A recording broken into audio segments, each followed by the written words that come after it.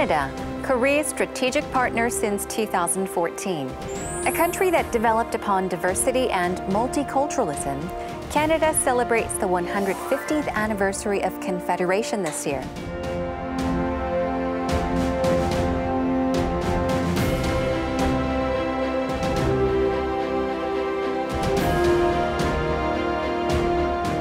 Today on Heart to Heart, we meet with Canadian Ambassador to Korea, Eric Walsh, well known among the Korean public for his appearance on many television shows. Korea and Canada have built strong relations over the past 50 years. How does he view the future of the bilateral ties between the two nations, and what meaning does the 150th anniversary of Confederation have? Today on Heart to Heart, Canadian Ambassador to Korea, Eric Walsh.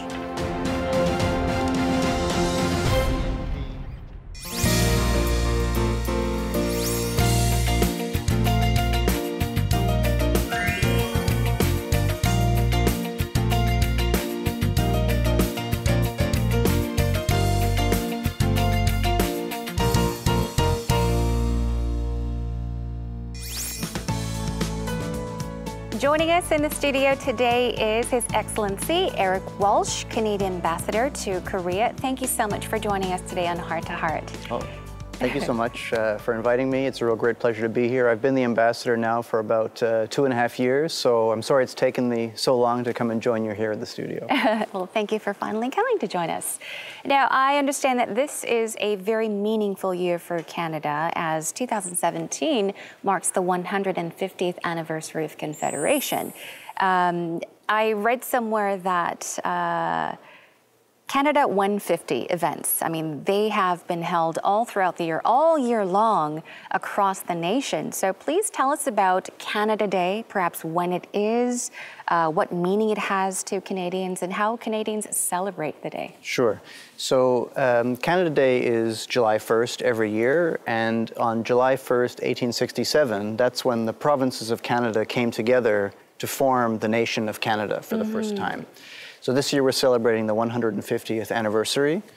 Here in Korea, we've done a number of very exciting events. We had a couple of Canadian Navy ships actually visit for Canada Day itself. Oh. So we had a reception in Busan on the HMCS Winnipeg. We had a reception in Incheon on the HMCS Ottawa.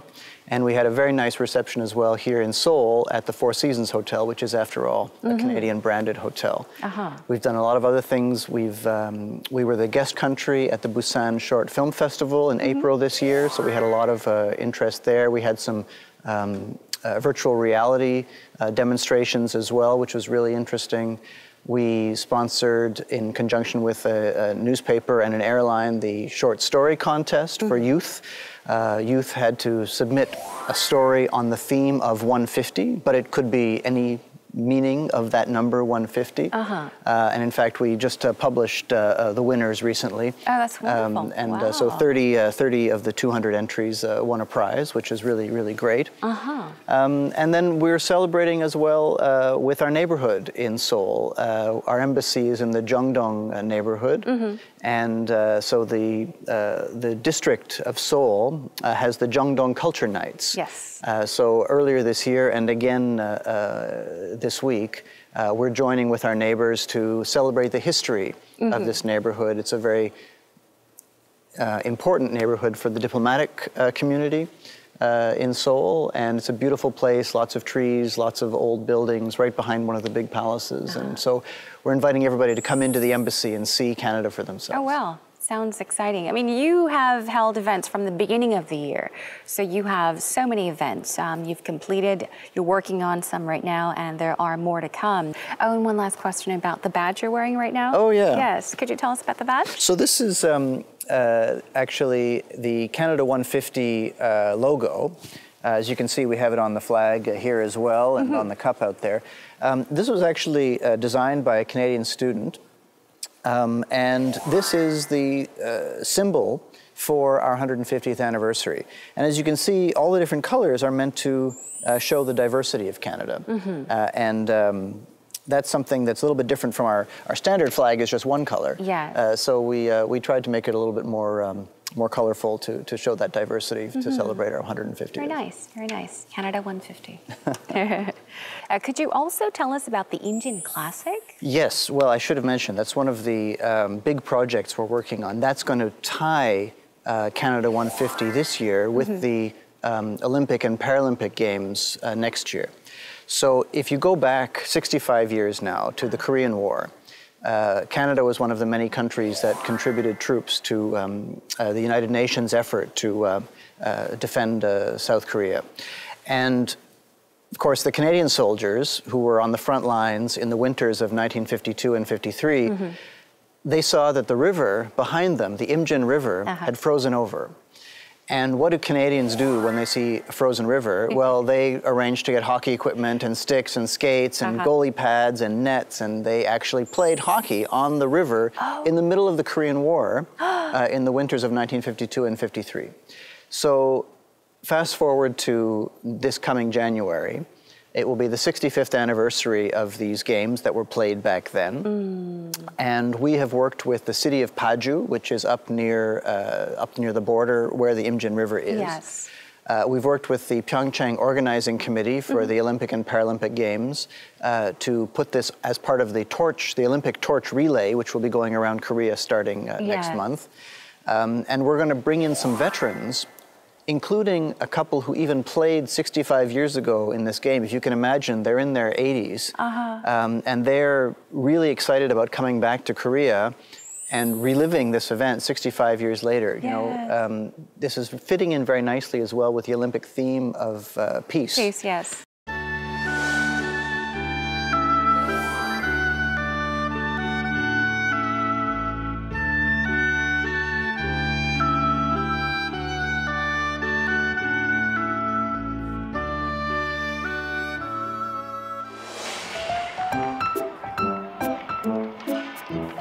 Ambassador Eric Walsh participated in the Hockey Day Korea 2017, organized by the Korea Ball Hockey Association.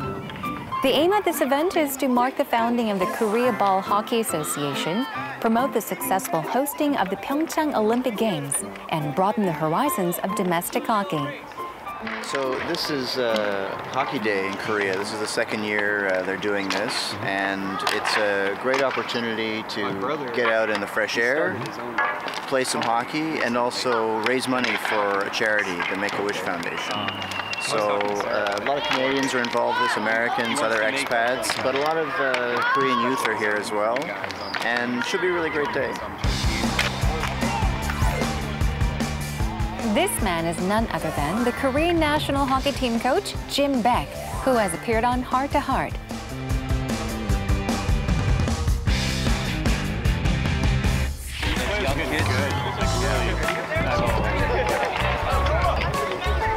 Thank you. They're fans since the 90s.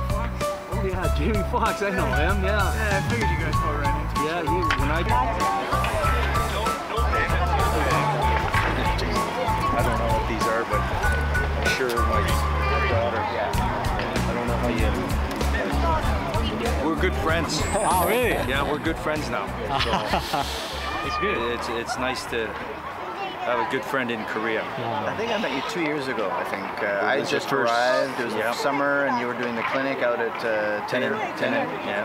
And so I met a lot of the players were there doing the strength exercises, you know, jumping up, seeing how high they could touch, and how many times they could, you know, repeat stuff. And that seems like a lifetime ago. It does. Is that politically correct to say that now? I have no idea what's politically correct anymore. In personal, what do you think of the Canadian ambassador? Oh, he's fantastic. I can't believe he's the Canadian ambassador. He should be a Maple Leaf fan. Maple Leaf Booster Club leader, president. Mr. Eric Walsh.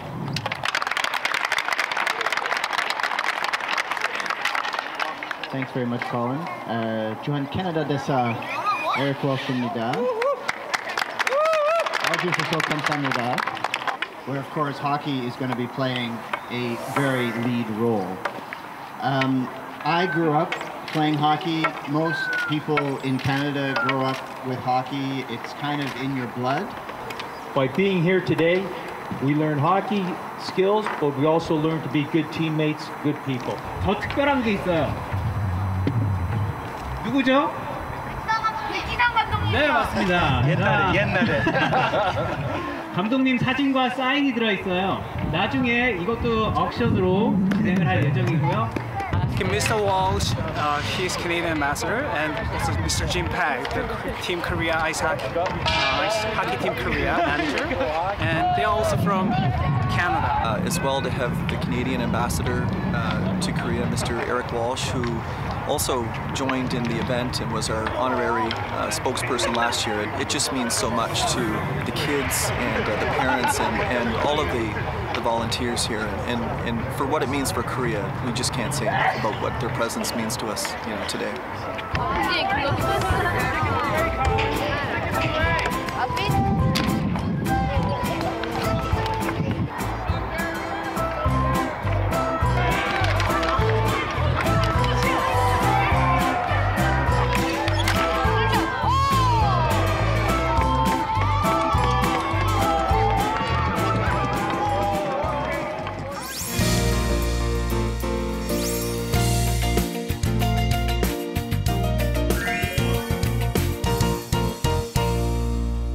Let's talk about, you briefly talked about how you really like Korean food. I'm sure you have become comfortable with the Korean culture, maybe not every single one or all parts of the Korean culture, but since it is your third year in Korea, I heard that you are very fond of patbingsu. Yes. You actually make patbingsu at home? Well, my wife actually went through the trouble of getting one of these ice crushers so we could make it at home as well. Yeah. Okay, so you make patbingsu at home. Yeah, it's honestly, it's such a, it took a little bit of getting used to, because if you're not familiar with the Korean style of I don't even know what the correct English word would be for it, but there's nothing that really conveys it as well. But the crushed ice with the, well, either with the beans or with the mangoes or with whatever it is, with maybe some condensed milk in there. On a really hot day, it's hard to beat that for refreshment. The challenge that my wife and I had when we first got here was we would just order one each. We didn't realize that they were so big. So we'd go into a coffee shop and she would order one and I would order one and they would look at us like we were crazy. They'd say, there's only two of you. Right. What are you going to do with two of these? And we said, just give them to us. Yeah, But patbingsu. No, absolutely. Yeah. Patbingsu, but so many different flavors, frankly. And so many creative flavors, like with green tea or watermelon. Coffee. Yeah, and it's one of the highlights, frankly. When it gets really hot outside, it's patbingsu time. Yeah, we're seeing more and more different types of bingsu or patbingsu popping up here and there. Yeah. Also, Gwangjang Market. Yes, You go to Gwangjang Market very often. Well, another favorite of mine, when I first got here, I remember I wanted to buy some of those, those wedding ducks. Right, like the wooden wedding ducks, because it was my wife and it was our wood anniversary, and I thought, what a perfect sort of gift for the wood anniversary. And I asked, well, where can you get good ones, proper ones, authentic ones? And I was told by people at the embassy, well, you can go to this place and you can buy them, and you can go to that place and you can buy them, but if you really want to buy them for a good price, you should go to Gwangjang Shijang. I see. And that was my first time there. And I remember some people were like, you can't go there, you're an ambassador. That's a very traditional market. It wouldn't be appropriate for you to go there. But I went and I loved it. And, the food that you can get there too, whether it's the pajan or the mayak gimbap, which I guess was invented there, somebody told me. Oh, is that right? And just wandering through the little alleyways and, the shopping that you can do there, the arts and the crafts and the stuff that is really only there, like the individual shops making clothing or bags that are just there. It's really a wonderful place to go. I think it's especially, places like that, markets are like one of the must-visit places for tourists or people visiting Korea. Yeah. Because that's where you really get the chance to, I guess, feel Korea, learn about the Korean culture, the people, you can experience so much of these markets. What would you say is your favorite Korean culture, a part of Korean culture that you've come to really appreciate, I guess? Well, I mean, that's a tough question. I go back. I mean, the temple food is something that, as I say, was not something that I was very aware of before I came here, and something that I'm certainly doing my part to help promote. In fact, the Michelin Star Guide, the Michelin Guide came to Korea, and they gave out Michelin stars for the first time last year. And one Michelin star actually went to a temple food restaurant, which then, just about a month ago, was doing a special dinner in Ottawa, the Canadian capital, to bring temple food to Canada. And I know that that's happening in places like New York and around the world as well. So I think that's a very interesting thing. And the food in general here, I think, it's still, you know, Korean food is, outside of Korea, is seen at a more basic level, right? When you actually come to Korea and you see the wide variety of what's available here, that I think is going to be something that people will appreciate as well. But, you know, another thing which I have to say has been really fantastic is some of the old dynasty relics. So, you know, visiting Gyeongju and seeing the Shilla dynasty. And I visited Gongju earlier this year to see the Baekje dynasty remnants. And it's just, you know, again, not a history that I knew a lot about growing up, but being here and getting a chance to see it in a relatively compact country, the different pieces of history is really, really fascinating. And, this is something about Canada's policies, how it befits its image as a nation that grew on diversity and multiculturalism. Now, you have appeared on many television programs where you showed a very, I guess, down-to-earth side of your personality. You've appeared on NBC's I Live Alone, TV Chosun's What is Mom, KBS's My Neighbor Charles, JTBC's Where is My Friend's Home. I'm sure these are just a few of the programs that you have appeared on. But how did you come to appear on so many different types of programs? Was there any special reason? Yeah, well, actually, this is something that I tried to do shortly after I arrived. I wanted to take advantage of the existing connections between Korea and Canada. And so when I heard, I think the first one might have been Where's My Friend's Home, 내 친구 집. And I knew there was a Canadian on that show, Guillaume Patry, and that this episode, they were going to be traveling to Canada. And I said, well, what if we, before they go to Canada, why don't we invite them over to the Canadian Embassy or the Canadian Ambassador's residence, and they can see, and we can maybe just have a talk over a meal. And I think the team at the embassy was a little bit uncertain of whether this was a good idea or not. But thankfully, I mean, Guillaume Patry is one of the nicest guys you could ever meet. And whether it was him or his team, they decided, yeah, let's do it. So a few of them came over, so I had a chance to meet some of them. And it worked just nicely. And then they went to Canada, and so we tried to follow up. So whenever we found out there was a TV show that was going to Canada or had a Canadian connection, we said, well, maybe we can also join in and maybe we can participate. For better or for worse, it happened a number of times. And then at a certain point, it just seemed there was just too many. There were so many people going to Canada, so many television shows that were taking place in Canada, being filmed in Canada, that at a certain point, it just became, we didn't have any more to do than we'd already been doing. So we kind of let it drop a little bit. But it's been really good. And Dokkaebi, for example. Exactly, yes. I was going to mention Dokkaebi. I think it's called Goblin Dokkaebi. Yeah. So that television series, it aired quite recently, I guess. It ended about 5-6 months ago. I'm not sure, but I watched it as well. Okay. I loved it. It was so much fun. And it was, the series was filmed in Quebec. And that's, I guess, one of the reasons why Canada, all parts across Canada and Quebec, it became like a must-visit place, especially among Koreans.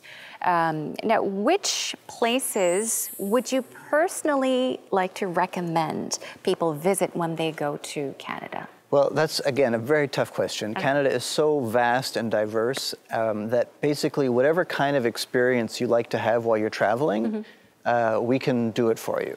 Maybe except for those like beach holidays in the winter. That's not what you'd go to Canada for. But if you want to do hiking, if you want to see the leaves change color, if you want to swim with the seals, if you want to go whale watching, if you want to go polar bear watching, if you want to see the northern lights, the aurora borealis, there's so many places in Canada to do that. Vancouver, Toronto, Montreal, those are the three biggest cities. Wonderful shopping, wonderful opportunities for culture, musicals, all kinds of stuff.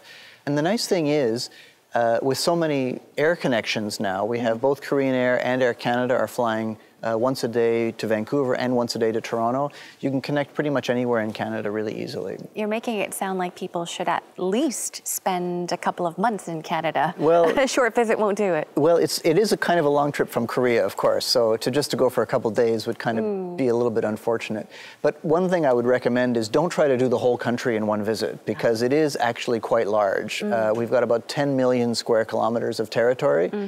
So focus on maybe 1 or 2 spots and really explore those. And then save your time, come back again next year. Go back again, yeah. Why not? Of course. Canada. It is a country of modern cities and natural picturesque sceneries. Canadian cities were built in harmony with a breathtaking natural landscape.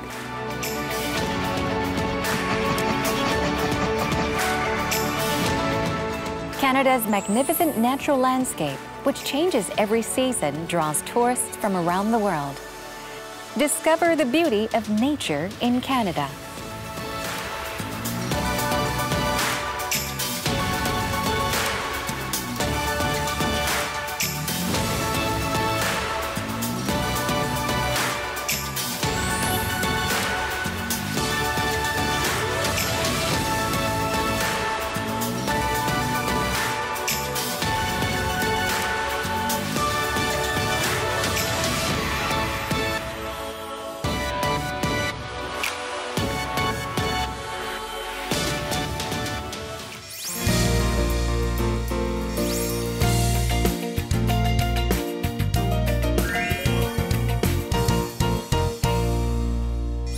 Now, you mentioned something about, was it theater or performances or shows? I understand that Cirque du Soleil, I did not know that Cirque du Soleil actually is from Canada. Yes, yeah. I had no idea. Yeah, well, that's a great story as well. That was actually founded by a couple of people in Quebec. And Guy Laliberté, in fact, himself, the founder, he was himself a street performer. And he got involved in this performance tour one summer and realized there was a market for this. And so he founded the Cirque du Soleil in Montreal, in Quebec.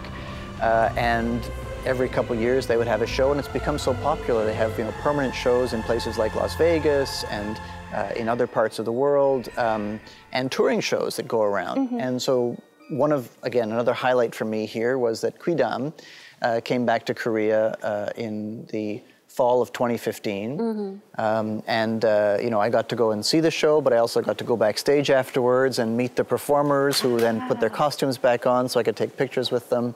It's such an amazing experience.